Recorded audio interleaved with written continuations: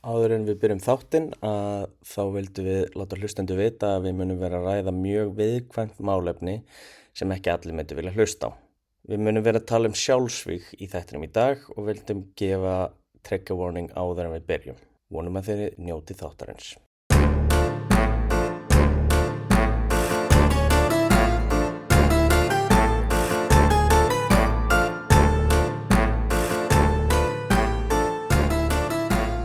Hæ, Halló, ég heiti Elsa ég heiti Jonni. og við erum sögukastið. Verið velkomin aftur. Það er búið smá bið. Veistu, ég er eiginlega smá fegin að þetta sé síðasti þátturinn Marlin. Með það ekki. Jú, ég elska hana út af lífinu, en þetta er búið að vera rosa mikið. Þetta er búið að vera ferðalag. Já, svo sannarlega. Þannig, já, þetta er síðasti hlutinu Marlin, þannig að ef við ekki bara að dempa okkur í hann. Já, ég held það. Ok. Marlin var heima hjá sér á 12305 Fifth Helena Drive og þessi dagur sem við erum að tala um, þá laugardagurinn 4. ágúst var freka venjulegur dagur. Þannig séð. Já. Allan til að byrja með. Morgunin átti hún fund með ljósmyndarunum Lawrence Schiller vegna þess að hann hafði tekið nektarmyndir af henni á setti á myndinni Something's Got to Give. Var það ekki hana í sundluginu eða eitthvað? Jú, einmitt. og það var vist einhver pæling að Playboy myndi kaupa myndinar og byrta þær.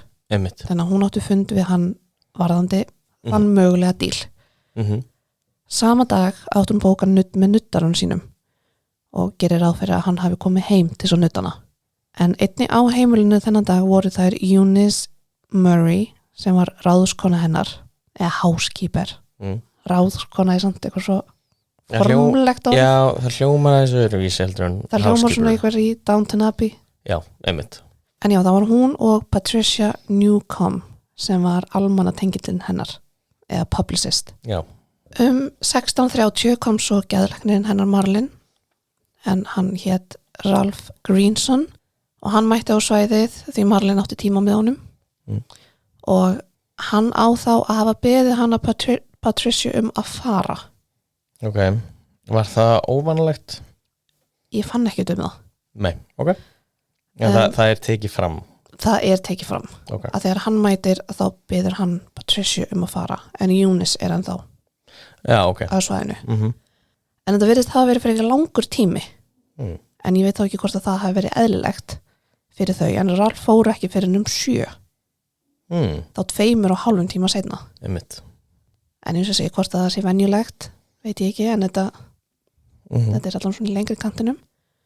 En áður en hann fór þá bað hann ráðskonuna, hann Eunice, að gista í húsinu sem var vist ekkit óvanalegt en heldur ekki eitthvað sem hún gerði á hverju kvöldi. Nei. En ástæða hans fyrir þessari beiðni var svo að hún gæti haldið Marlin félagsskap. Já, hann hefur talið að hún hafi verið eitthvað pínu þung. Já, en ég fer betur út í þetta eftir. Þetta er minnst þetta smá sérstakt. En sonur Joe DiMaggio hringir svo í Marlin, en þau voru vist í mjög góðu sambandi þrátt fyrir að hún og pappinar væru skilin. En hann hafði vist hægt með kærustun sinni og vildi tala við Marlin sambandsleitin. Æi. Sem finnst alveg smá krútlegt. Það er mjög krútlegt. Marlin á svo hafa farið inn í svefnubergi 8:00 og ekki komið fram aftur. Og það er með það sem ég finnst svolítið sérstakt að hann hafi beðið Eunice að halda henni félagsskap þegar klukkutíma eftir að hann er farinn að þá er Marlin bara búin að loka sinni í svefnubergi. Já. Þannig að svaka félagsskapur í klukkutíma. Einmitt. En hvort hann átti að bara vera svona til staðar, veit ég ekki. En, innan handar. Já, þetta er allavega engin félagsskapur. Nei, ekki þannig sko. Nei, en hann segir alveg to keep her company. Já, hann segir það sérstaklega, já. Síðasta símtalið sem Marlin fær er frá manni sem heitir Peter Lawford. En hann var leikari, en merkilega er að hann var mágur John F. Kennedy, forseta Bandaríkjanna. Já. En hann Peter var víst að reyna að samfara Marlin að koma í partíið sitt. En samkvæmt honum hljóma hún líkt og hún væri undir áhrifum. Hún endar svo símtalið á sig að segðu bæði við Pat, segðu bæði við forsetan og segðu bæði við þig þar sem þú ert góður gaur. Ok. Eftir það heyrir hann ekkert meir í henni Mhm. og skellir á. Og það er talið að þetta hafi verið mögulega bara síðasta sinn sem einhver talar við hana. Mm. En hann Peter hafði greinilega áhyggjur af henni, þar sem hann reyndi að hringja aftur og aftur í hana en hún svaraði aldrei. Þá hringir hann í umboðsmann sinn sem reynir að ná á geðlæknir Marlin, en það gengur ekki, þannig að hann nær svo á lokum sambandi við lögfræðing hennar, hann Milton A. Rudin, mér langar alltaf að segja frönskunni, Rudin, Já. sem hringdi heim til Marlin og Júnis, ráðskonan, fullvissir hann að það sé allt í góðu með Marlin. Ok. Hvort hún hafi tjekkað á henni, Ekki vita. nei. Nei. En hann Peter hafi greinilega áhyggjur af henni. Júnis vaknar 3:00 nóttina og fer fram af einhver ástæðu. Hún tekur þá eftir að það er enn ljós inni hjá Marlin. Það er sem sagt sést svona undir hurðina, Já. sem var ekki eðlilegt, Nei. allavega ekki svona seint. Hún byrjar þó að banka á hurðina til þess að fá viðbrögð, en þegar það gengur ekki þá reynir hún að opna, en hurðin var læst. En hún kemst ekki inn. Nei. Í stað þess að hringja á lögregluna þá hringir hún í geðlækni Marlin, hann Ralph Greenson, sem mætir á staðinn og brýst inn í herbyggið hennar Marlin í gegnum gluggan að utanverðu. Ok. Við ekki að ég er nú freka brotin yfir hurðina? Já. Skil ekki alveg. Ég hefði líka bara hringt á lögregluna Já. eða eitthvað. Sjúkrabíl. Já, einmitt. Bara þó að þeir myndu þá brjóta niður hurðina og segja, herru, það er alltaf læg með hann, hún er bara svoandi. En allavega, það sem Ralph sér þegar hann kemur inn í herbyggið er nakin Marlin, liggjandi á rúminu. Hún liggur á maganum með sængurlag á sér og það er svona á bakinu á henni. Það hún er ekki alveg undir því. Nei. Og hún heldur utanum símtólið af Símon sem var inn í herbygginu. Já. Hún er ekki alveg nógu góð í símum á þessum tíma. Nei. En hvort að ástæðan akkur hann Peter gat ekki hringt var að því að hún var með símtólið Já. eða hvort að þetta að fara beint í gegna því að símtólið var ekki á. Nei, það hefði ekki verið í gegn, sko. Ok. Nei. En það er röglega Sem sagt, þá hlýtur að hafa verið tveir sikkur síminn hafi verið í húsinu. Já. Já, en sem sagt með sikkurt númerið. Og því vanlega ef það voru tveir símar í húsinu þá var hægt að... Já, ég veit, en þessi Peter var alltaf að reyna að hringja í hana. Já, ég veit. Hún heldur á tólunu. Já, ég veit, en það var þá einmitt að það er hægt að hringja í Júnis. Já. Þá er það annað númer. Já, en ég er ekki að tala um það. Já, ég veit það, en þetta er bara áhugavert að sem sagt, það eru 2 sikkur númer fyrir saman húsið. Já. En og aftur hefði ég hringt strax í lögregluna, en í staðin var hringt í læknirinn hennar, mann að nafni Hyman Engelberg, sem mætir á staðin rétt fyrir 4:00 nóttina og það er hann sem útskurðar hann að látna á staðnum. Ok.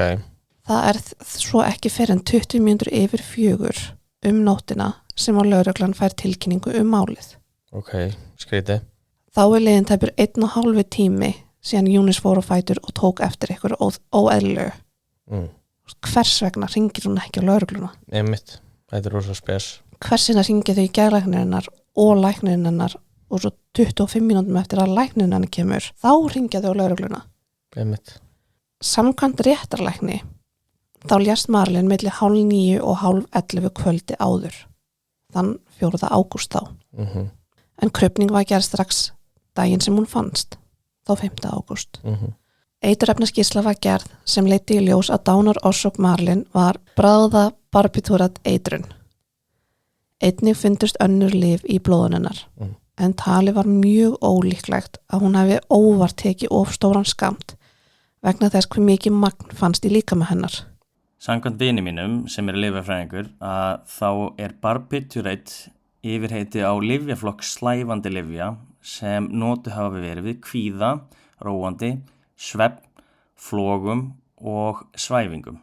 Þetta er að mestu hætt í notkun í dag en er ennþá skráð sem dýralyf á Íslandi í dag.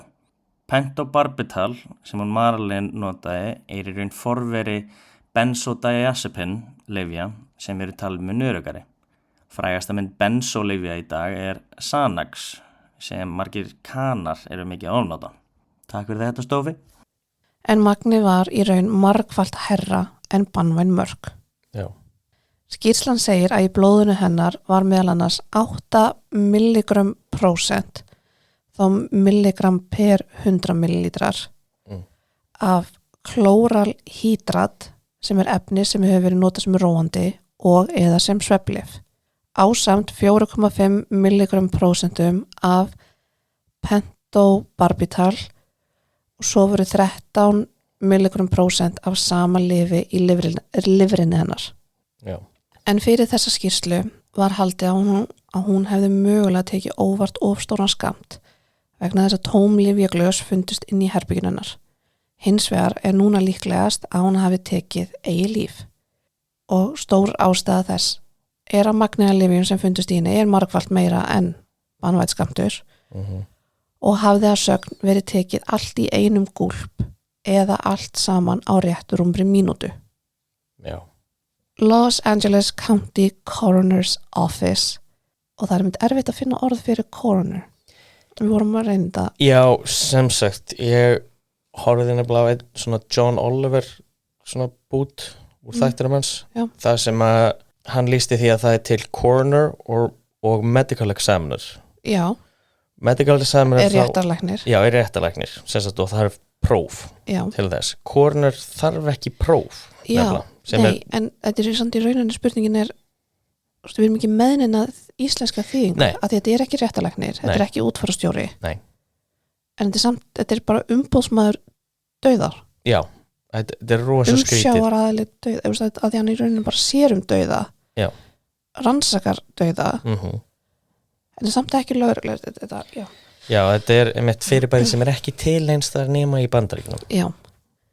En allavega Los Angeles County Coroner's Office var að rannsaka dauða hennar en þau fengu með sér sjálfsvígsforvarnar teymi Los Angeles til þess aðstoða sig og þau fengu líka læknana hennar Marlin og samkvæmt læknunum þá glímdi hún við mikinn kvíða og reglulegt þunglindi.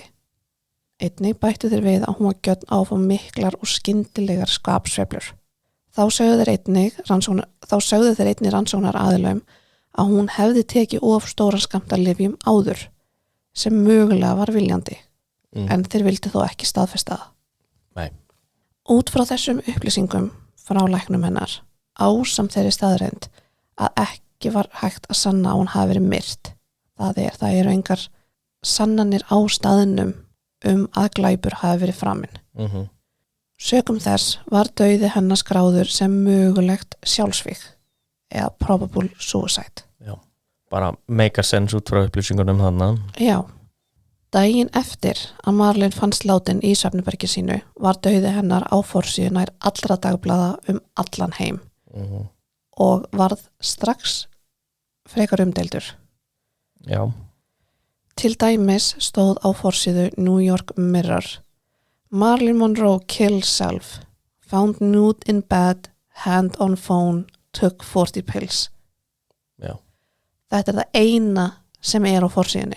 Það enga myndir, bara þessi texti yfir alla forsíðuna. Wow, ok. Sagnfræðingurinn Louis Banner skrifaði til dæmis bókina Marilyn, The Passion and the Paradox. Hún heldur því fram að sjálfsmorðtíðnin í Los Angeles hafi tvöfaldast í ágúst og september sama ár. En einnig jókst við sala á dagblöðum. Þar sem mörg dagblöð sögðu seinna frá því að þau hefðu fengið ógrynni af símtölum frá fólki sem var að óska eftir frekari upplýsingum dauða Marlin. Það var engin samfélagsmiðlar. Nei, akkurat. Þannig fólki ringdi bara í fréttastofur og allt þetta. En þetta áhugavert þannig með að sjálfsmorðtíðnin hvort að það sé tenging, ekki tenging. Það er góð spurning sko, en þetta allan að staðurinn sem hann að hvort hún sé tengd eða ekki. Já. Það voru það nokkri listamenn sem komu henni til varnar, henni Marlin, sem sagt, ef svo má segja. Joshua Logan, sem leikstýrði myndinni The Bus Stop, sagði að hún hafi verið ein vanmetnasta manneskja í heiminum. Wow. Sir Laurence Olivier, sem þau náttúrulega voru ekki. Nei, voru ekki góði vinnir á tökustaf. Ekki bestu pallar, sko, allavega á setti. sagði að hún hafi verið the complete victim of ballyhoo and sensation. Já. En ballyhoo þýðir lauslega, og þetta er á ensku, extravagant publicity or fuss. Já. Þannig bara, já, hún hefði verið fórnarlamb bara Pressunar í rauninni. pressunar og bara frægðar. Já. Kaos. Jean Cocteau, franskur listamaður, sagði að dauði hennar ætti að vera hræðilegu lærdómur fyrir alla þá sem gera það að atvinnu sinni að njósna og kvelja kvikmyndastjörnur. Já, eitthvað sem pressan hefur ekki lært. Nei, sérstaklega ekki með Díunu. Nei. Og hefur ekki lært síðan. Og ekki með Amy Winehouse og það eru fleiri dæmi. Já, ég veit. Miður. Þetta er bara, En þetta er samt alveg svona gali að fólk sé að koma með þetta strax á þessum tíma. Af því að, já, hvað ég segja, hún er svona fyrsta fórnarlambið já, svona stórt. af svona mikilli gagnrýni, opinberi gagnrýni og, þú veist, í fjölmiðlum.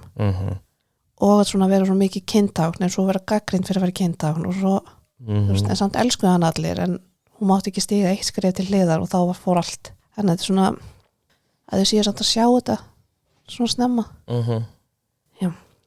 Jarða fyrir Marlin var haldin í Westwood Village Memorial Park Cemetery þann 8. ágúst árið 1962 sem að mínum að þetta er rosalega snemmt þar sem það aðeins liðni 3 dagar síðan hún fannst látin. Hún var klædd í grænan kjól og var með lítinn blómvönd með bleikum rósum. Make-up artistinn hennar sá að mála hana í síðasta sinn. Frekar fámennt var í jarðaförinni sjálfri, en Joe DiMaggio, fyrir eiginmaður hennar, var einn af þeim sem skipulagði jarðaförina. En með honum voru Ines Melson, business managerin hennar, og Bernice Baker Miracle, hálsystir Marlin. Já, einmitt. Þannig að það voru bara 3 sem voru að skipuleggja. En ástæðan fyrir því að jarðaförin var frekar fámenn var svo að Joe DiMaggio bannaði flest öllum í Hollywood að mæta þar sem hann taldi að þau ættu öll hluta að dauðanar. Já, hann hefur verið reiður. Já. En þrátt fyrir að fámennt hafi verið í jarðaförinni sjálfri að þá safnaðist mikið margmenni fyrir utan kirkjugarðinn og allar götur þar í kring. Og já, Judy Garland söng Over the Rainbow í athöfninni. Geggjað. Sem ég finnst einhvern veginn bara límið sem setur allt saman. Mér finnst einmitt mjög fallegt að Judy Garland er einmitt að syngja Over the Rainbow. Þegar einmitt hún fór mjög illa í gegnum Hollywood maskinuna, sko. Já, svo sannarlega. Þannig að mér fallegt einhvern veginn og hún svona einmitt heiðrar hana. Ég veit það, en svo er samt að því að hún syngur Over the Rainbow sem er náttúrulega í Wizard of Oz sem er myndin sem að eyðileggur hana en á sama tíma gerir hann þetta er flókið. Já, þetta er mjög flókið. Að því að hefði það ekki verið fyrir Wizard of Oz þá hefði Judy Garland held ég aldrei orðið Judy Garland. Alls ekki. En hún hefði ekki orðið þetta sem hún var, en á sama tíma þá er þessi mynd upphafið af endalokum. Já, miklu leiti, sko. Er bara öllu leiti. Já. En já, aftur að Marlin. Marilyn Monroe var svo grafin í grafhýsi við Corridor of Memories í kirkjugarðinum. Og ég segi grafhýsi þar sem að þetta er svona hálfgert box og þetta er svona veggur af þessu. Þannig að hún er ekki grafin ofan í jörðinni. Nei. Og það er myndi alltaf talað í heimildum hún er entombed. Já. Þú veist, það er aldrei talað buried eða svona, Nei. það er alltaf, já. Svo, þessi grafísi sjást í hinum og þessum myndum og já, eins og Modern Family. Já, akkurat. The Irishman líka. Já. Þannig að fullt af fólki hefur séð þetta, sko. Já. Veit örglega nákvæmlega hvað við erum að tala um. Já. En, já. En hún er grafin í plássi númer 24 og mér finnst bara rétt að segja samt grafin. Já, mestuleg, já. Just, í staðan fyrir bara eitthvað, hún er sett í pláss 24 það er ekki, nei. Hún er grafin í plássi númer 24 og Joe DiMaggio skipulagði að það yrðu settar nýjar rauðar rósir á gröfina hennar á nokkra daga fresti næstu 20 árin. Og mér minnir að það hafi verið að hann það hefur verið, þú veist, þar til hann deyr. Já. En eins og konan hafi ekki þurft að upplifa nógu mikið áreiti þegar hún var á lífi, að þá keypti Hugh Hefner plássið við hliðin á Marlin Ó, guð. og er grafinn þar í dag.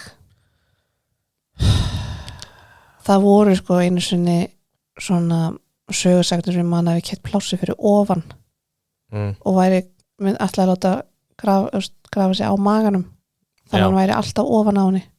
Einmitt.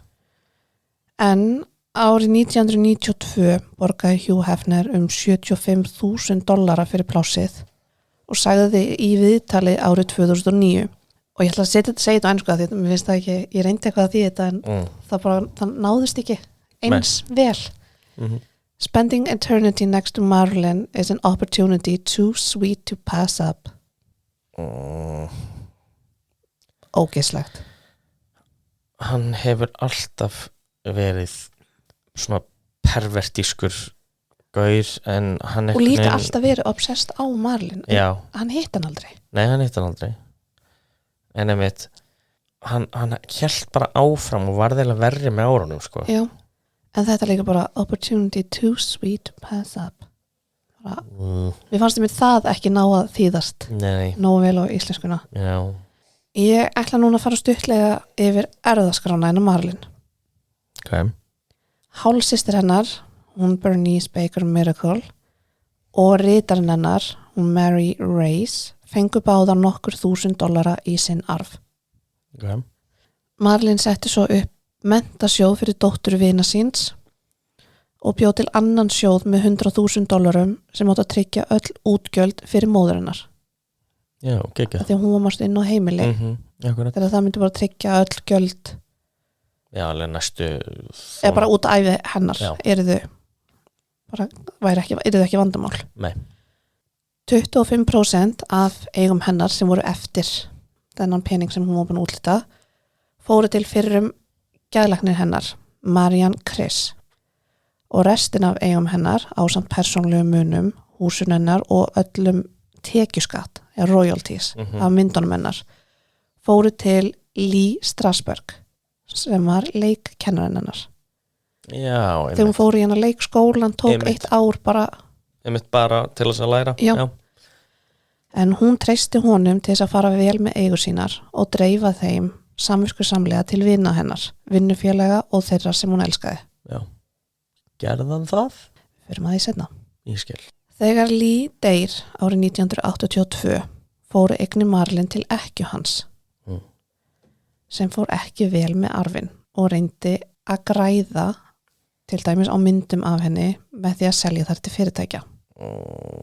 Ég skil. Ekkjan, hún Anna, reyndi svo að kæra Marianne til þess að fá allar eigur Marlin til sín. What? Og sem betur fyrir gekk það ekki. Nei, einmitt. Það er engin ástæði til þess. Nei. Á endanum lét Anna CMG Worldwide árið 1996 sjá öll leyfisréttindin eða licensing rights. Já. En hún Anna stoppar ekki þar og hélt áfram að vera með mikið vesen. Hún bannaði til dæmis fyrrum viðskiptastjóra Marlin að láta einhverjar eigur hennar sem hann átti á uppboð. Já. Hún kom í veg fyrir það. Já. Og þetta var ekki eitthvað svona sem hann hafi eitthvað gripið. Nei. Eitthvað svona, þetta var bara vinir. Einmitt. En hún og CMG gerðu 700 samninga við fyrirtæki til þess að gera alls konar Marlin varninga á árunum 1996 til 99. Ok, en gaman. Og já, hann Lee, maður hannu, deildi aldrei eigum Marlin og arfi með vinum hennar, líkt og hún hafi treyst honum fyrir að gera. Ég skil. Svo árið 1999 þá setti Anna mjög mikið af eigum Marlin á uppboð og hagnaðist $13,4 milljón fyrir. Auðvitað. En viðskiptastjóri mátti ekki setja nokkrar eigur sem hann átti frá henni. Þetta er því miður aðeins svo mannlegt eitthvað en Já. þetta er rosa sorglegt. Hún Anna Strasberg stofnaði síðan árið 2000 fyrirtækið Marilyn Monroe LLC sem Limited Liability Company. Ok, Ég veit ekki en ég fór ekki hún í þessa kaninhólu. ekki máli. En loksins árið 2006 þá var hún, eða Marilyn Monroe LLC, kært vegna þess að þau héldu því fram að þau væri með einkarétt á öllum publicity rights Marilyn. What? En það voru þú voru búin að haga sig þannig. Já. En það voru 3 ljósmyndarar sem kærðu fyrirtækið og þeir unnu. Þar sem samkvæmt dómaranum gat Marilyn ekki hafa látið sem sagt, the estate hafa allan publicity réttin. Nei, það meikar engar sans. Af því að það var víst ekki hægt í lögum fyrir en árið 1985. Já, Þannig að það víst hægt í dag. Já, það hægt í dag en á þeim að tíma. frægar manneskjur geti látið the estate hafa allan svona rétt. En það var ekki, þessi lög voru ekki til á þessum tíma. Nei. Árið 2010 var samningnum við CMG slitið og licensing rétturinn seldur til The Authentic Brands Group árið seinna. Ok. En áður en það fór í gegn þá seldu þau húsið hennar við 12305 Helena Drive fyrir $3,8 milljón og gáfu út nokkrar af svona eins og dagbókumennar og skrifum. Þannig að það fór alls ekki eins og hún hafi ætlað sér. Nei. Sem mjög sorglegt. Já, það svo sorglegt. Tölum þá aðeins kenningar varðandi dauða hennar. Það eru nokkuð margar. Ég veit ekki að það kemur tímapunktur þar sem að ég ákvaða að sleppa. Þetta svolítið mjög mikið. Yep. En ég nefndi alltaf helsta. Þegar hún dó voru uppilega engar kenningar eða þú veist samsæriskenningar varðandi dauða hennar og fólk trúði því að hún hefði tekið sitt eigi líf viljandi eða óvart. Og ég veit að ég nefni í byrjun á þættunum að dauðan hennar hafi verið umdeildur en það líka bara því að það gerist svo snöggt og fólk eiginlega bara ekki að trúa þessu. Já. Þannig að það meira þannig sem að dauðan hennar umdeildur fyrst sinn. Já. Í fyrsta sinn sem svo hugsun að morð hafi verið að ræða kom árið 1964 þegar maðurinn nafni Frank A. Capel gaf út bækling sem hét bókstarlega Skrýtni dauði Marilyn Monroe eða þá The Strange Death of Marilyn Monroe. Í bæklingnum heldur Frank því fram að dauði hennar sé tengdur kommunista samsæri en hann Frank var einmitt þekktur fyrir að vera andkommunisti. Ég skil. Hann útskýrir kenningur sína með því að segja að Marilyn og Bobby eða Robert F. Kennedy, bróðir JFK, höfðu verið að hittast. En svo hafi Marilyn hótað að segja frá, sem hefði verið mjög mikil skandall fyrir Bobby þar sem hann var líkt og bróður sinn í pólitík og giftur. Samkvæmt kenningu Frank hafði Bobby látið drepa Marilyn í kjölfarið til þess að forða skandall. Hann fer svo að ásaka Bobby að vera meðvirkur kommunistum og að læknar Marilyn ásamt Arthur Miller, fyrrverandi eiginmann hennar, hafi verið kommunistar.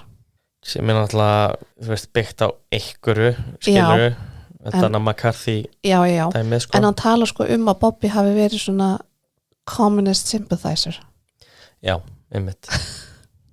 Það var ekki tekið mikið mark á þessum kenningum Franks. Nei, skiljanlega. Allavega ekki til að byrja með.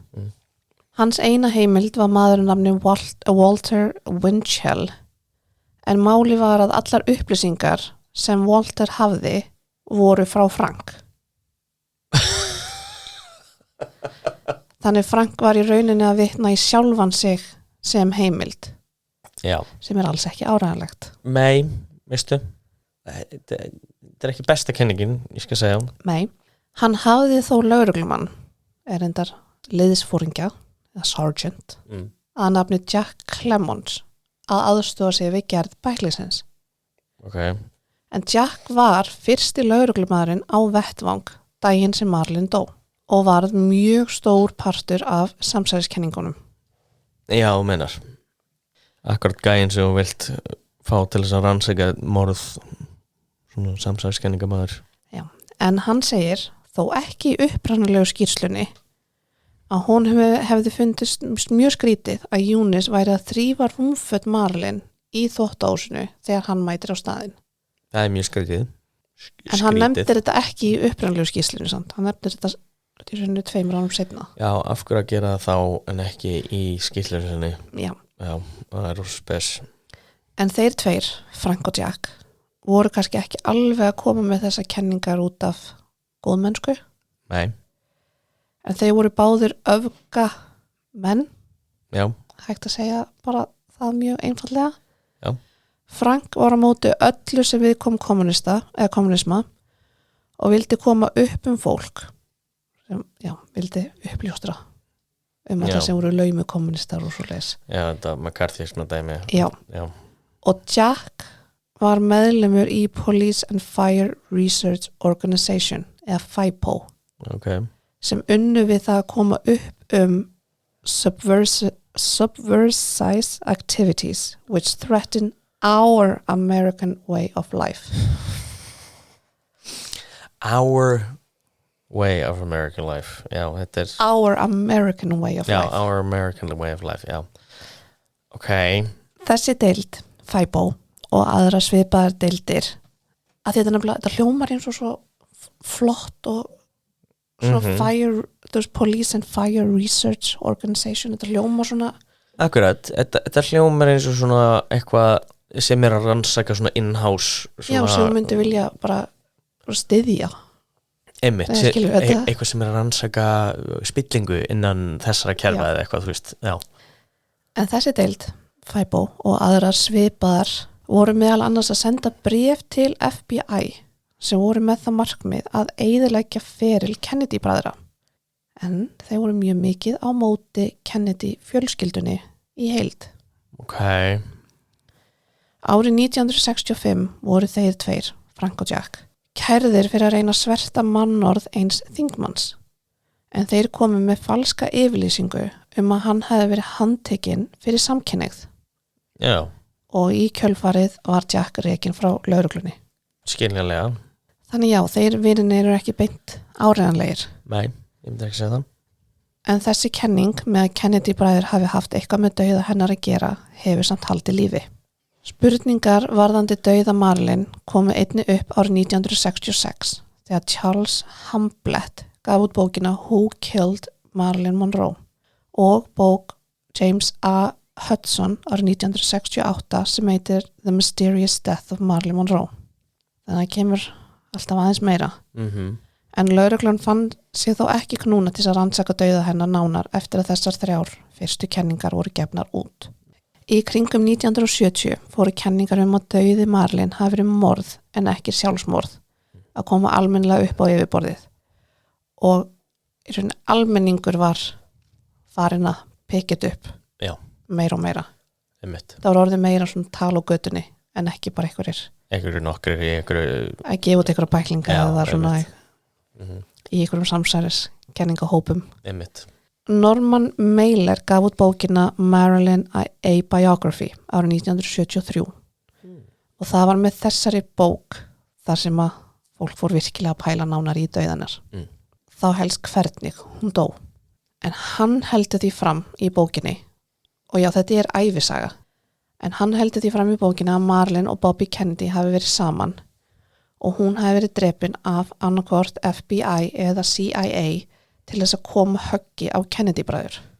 Já, það meikar sens einungis ef að það hafi verið síðan nýtt til þess að reyna að koma höggi á Kennedy-bræður, en það gerðist ekkert á meðan þau voru lifandi. Nei, þau voru bara báða myrtir. Já, þannig að af hverju að drepa Marlin til þess að sverta mannorðið þeirra ef að þau ætluðu síðan bara að drepa þá. Ég skil ekki alveg. Hann hafði engar sannanir fyrir þessu Auðvitað. Og viðurkenndi svo í viðtali við 60 mínútur. Þar sem hann sagði að eina ástæðan fyrir því að hann hafi skrifað þetta var svo að bókin sín myndi seljast. Ó, guð. Og að hann haldi í raun og veru að dauði hennar hafi verið sjálfsmorð en það hafi ekki verið planið hennar að deyja. Þannig að accidental suicide. Ok, áhugavert. Enn og eftir mannkynið að sína góðu hliðar. Já. 2 árum seinna árið 1975 kom út bókin The Life and Curious Death of Marilyn Monroe sem byggir á mestu á kenningum Frank Cabell að Bobby Kennedy hafi látið drepa hana. Ok.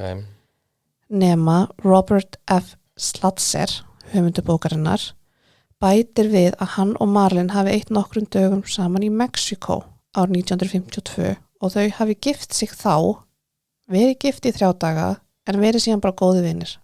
Ok. Ótrúlega sett þá þetta bara byrjunin. Ok. Árið 1976 gefur blaðamaðurinn Anthony Scaduto út bókina Who Killed Marilyn. Hann byggir sína kenningu á skrifum Robert Schlatzer en bæti við að Marilyn hafi haldið dagbók og hún hafi verið rauð. Í þessari bók á hann hafa skrifað niður allar þær pólitískar upplýsingar sem að Bobby hafi sagt henni eða sem hún hafi heyrt hann tala og já að þetta voru leynilegar pólitískar upplýsingar. Ok. Þannig í rauninni að hún hafi verið að njósna Bobby. Já. En samt verið í sambandi með honum. Ég raunin að vera að nota fyrir þessi sambandi hennar við Bobby til þess að afla sér upplýsingar. Ok, ef svo til hvers? Já, svo þetta líka skrítið því það eru náttúrulega kenningar að hún hafi verið með báðum bræðurum. Já, einmitt. Að hún hafi verið með JFK út af, og það er náttúrulega sérstaklega komið orðar út af það út af Happy Birthday. Já, nefnilega. Það náttúrulega var bara á sínum tíma þegar þetta gerðist. Já, ég veit það, en svo allt í einu Bobby komin inn í þetta eftir hún deyr. Einmitt. Sem var aldrei talað hann einu leiti. Nei, allan ekki. Ekki svona romantist, skilur. Nei, það getur verið eitthvað slúðursaga en ekki. Já, en ekki svona stórt, sko. Einnig heldur hann því fram að húsi hennar hafi verið hlerað af manni að nafni Bernard Spindle og það hafi verið hann Jimmy Hoffa sem skipulaði og planaði hlerununa til þess að fá upplýsingar sem hann gæti notað gegn Kennedy. Ok. Þess að þá Bernard Spindle var að vinna fyrir Jimmy Hoffa að hlera. Milo Speriglio var einkaspæjari Anthony Scaduto gefur svo sjálfur út bókina Marilyn Monroe Murder Cover-up árið 1982. Það sem hann byggir sína kenningu á þeirri sem Anthony gaf út árið 1976 en hann Milo aðstóð hann með bókina. Já. Milo bætir þó við að hann telja Marilyn hafi verið myrt af Jimmy Hoffa og mafjósunum Sam Giancana G-E-A-N-C-A-N-A Giancana. Já. Sem heimild notar hann mann að nafni Lionel Gradison en hann vann hjá the Los Angeles County Coroner's Office á þeim tíma sem Marilyn dó og það var með þau sem voru að rannsaka dauðinnar. Já. Hann Lionel heldur því fram að líkið af Marilyn hafi verið mjög marið, alveg virkilega. Ok. Og að það hafi viljandi ekki verið sett í krufningaskýrsluna. Já. Einnig nefnir hann að hafa sér rauða dagbók en að hún hafi svo horfið og enginn síðan að framar. Ok. Sko, eina með þessa rauða dagbók er að þetta er rosa hendugt að hún hafi horfið og líka að þessi núna síðan Lionel segir að hún hafi horfið en bara eftir að það er búið að nefna rauða dagbók annars staðar áður. Já, og þetta er líka sko 1982. Einmitt, alveg. Þetta er 20 árum eftir að hún deyr. Þannig að, veist, það eru enga sannanir fyrir að einhver rauð dagbók hafi verið til. Já. Ekki nema þú ert með eitthvað meira. Nei, en þú veist ekki bara átt hún rauða dagbók. Já. Að því að hún skrifaði eitthvað dagbókar. Já. En það er ekkert merkilegt í sjálfu sér. Nei, ég er að segja það. Það var margir sem áttum dagbækur, skilur. Og dagbækur, þú veist, eru oft rauðar. Það var ekki fyrir en þarna sem kenningar og orðrómar urðu það miklir að ákveði var að skoða dauða hennar nánar. En Milo Speriglio og Robert Schlatzer voru búin að krefjast þess að máli yrði rannsakað af lögreglu. Svo hann Ronald H. Carroll, rannsóknarmaður fyrir the District Attorney í Los Angeles, var fenginn í málið og rannsakaði hvort ástæða væri fyrir þessum kenningum. Þetta var einu svona prírannsókn Já. Þetta er rannsókn til þess að kanna hvort að það eigi að rannsaka. Já. Hann gefur svo út 30 blaða sína skýrslu rannsókn sína sem segir að ekki voru nægar sannanir til þess að staðfesta nýja rannsaka nánar dauða Marlin sem morð. Nei. Einnig Þá kom allir samsælskenningar með hann inn á þessu. Einnig kom fram í skýrslunni að hann Lionel væri ekki áreiðanlegt vitni þar sem hann hafi verið rekinn fyrir það að stela af og frá líkum meðan hann vann þarna. Ok, aðeinslegt. Rannsóknin nefnir einnig að engar sannanir hafi verið fyrir því að hús Marlin hafi verið hlerað. Nei. Málið hefði því átt að vera búið þarna, en svo var ekki. Nei. Breski rithöfundurinn og blaðamaðurinn Anthony Summers, en hann hæfði sig í ævisögum, skrifaði bók Marlin sem heitir Goddess, The Secret Lives of Marilyn Monroe, en hún kom út árið 1985.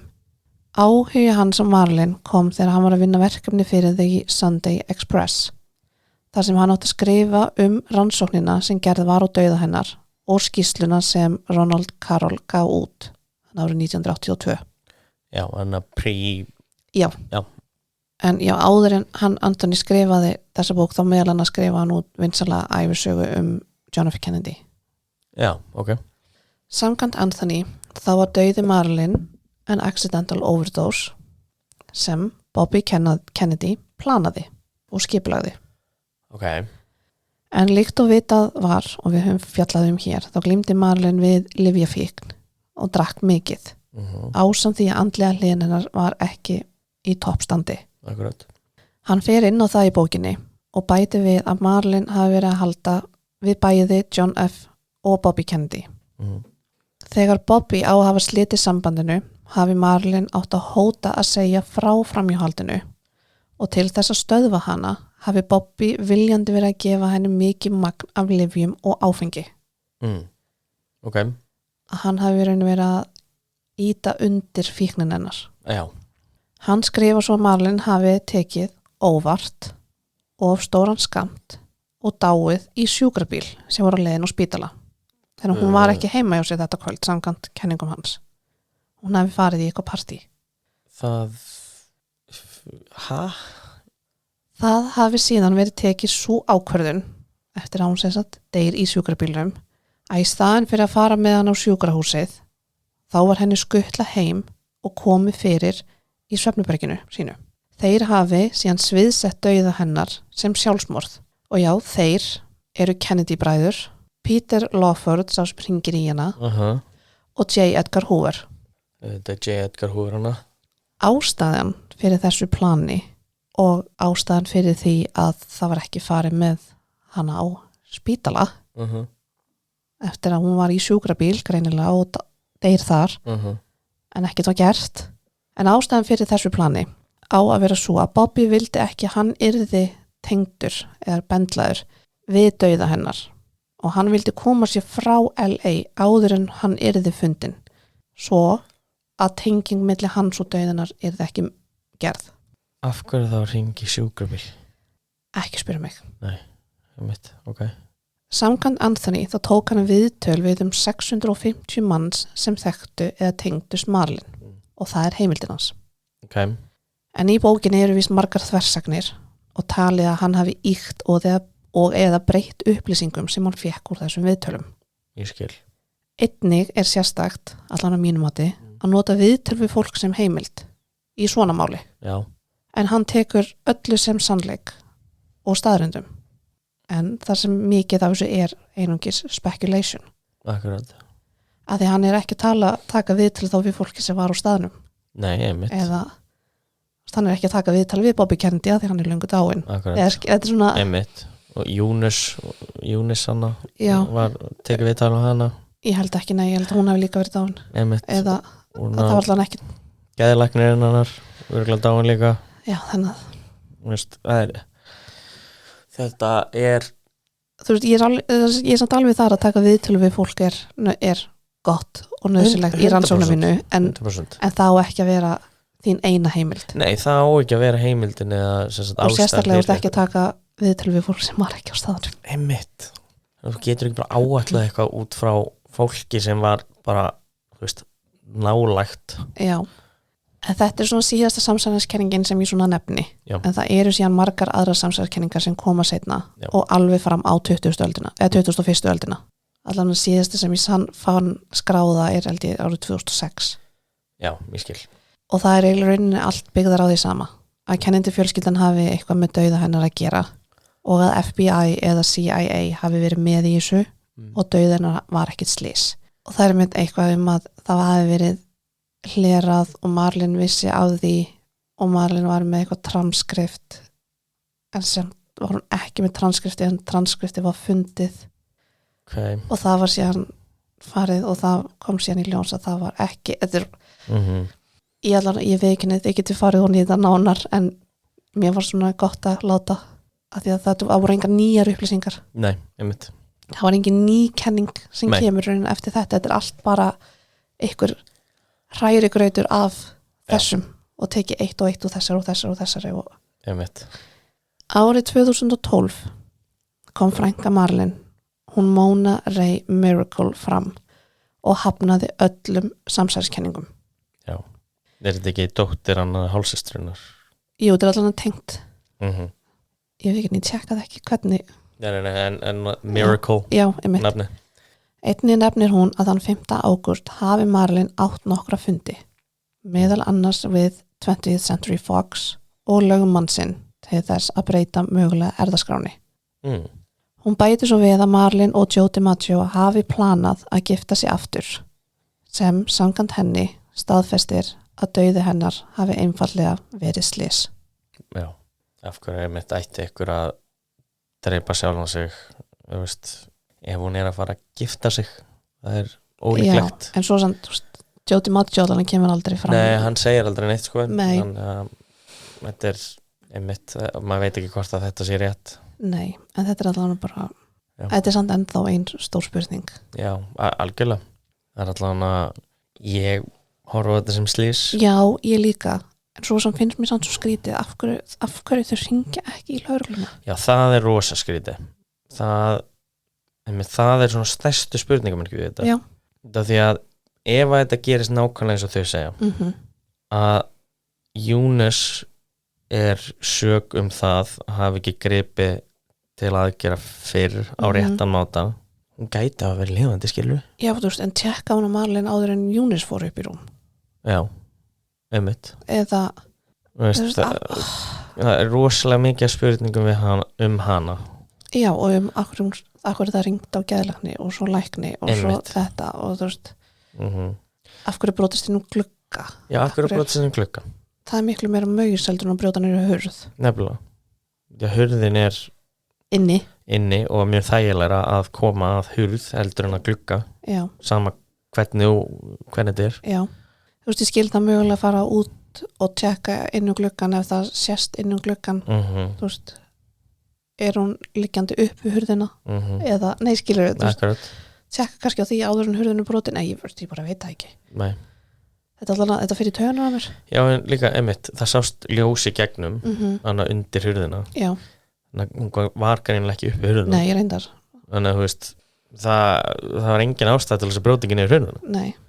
Bandarísk hús voru ekkert byggð með eitthvað svona títaníum hurðum, skilur. Þú veist að Eunice hefði getað brotið hann niður, sko. En það er bara svona, það er svo margt sem maður langar bara svona Já, að hrista úr fólki. einmitt. Ég veist, ef ég kæmi að einhverju líki, það er ekki það fyrsta sem ég geri er að ringi í geðlækni líksinn, skilur. Nei.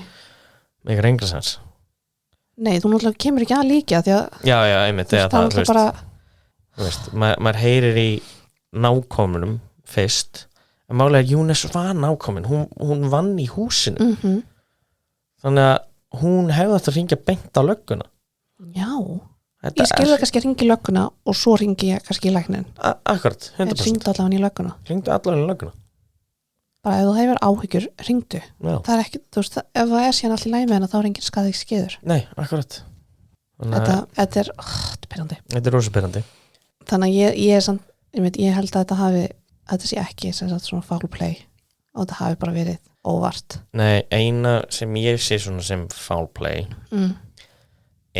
að Júnis og þessi læknir og geðlæknir hafi verið, þögguð til þess að sem sagt, í rauninni segi ekki það sem gerðist og að einhver hafi brotist inn og sem sagt, láta henn að taka fullt af pillum það er stærsta samsæriskenning sem actually make a sense ég veit að en hver ætti að vilja gera þetta og af hverju ég skil ekki alveg þetta Bobby Kennedy dæmi Nei, en síðan er hægt að læsa hurðinennara innan og utan Já, er það? Þegar svefnherbergishurðin var læst Já Þannig að þá er það líka spurning Einmitt.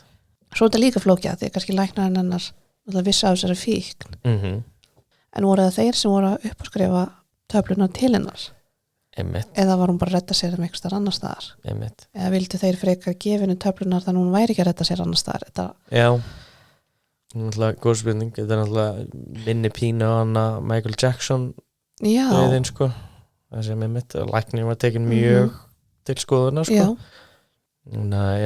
þetta er spes og við erum ekki að fara að finna eins og hér held ég Nei en þetta er mjög áhugavert Þetta er bara öll ævin hennar en sorry hvað þetta er búin að taka ógeðslega langa tíma Þetta er bara búin að vera maus mikið Þetta er alltaf þetta er rúmlega ein lítil bíðarið gerð sem við farið í það Einmitt.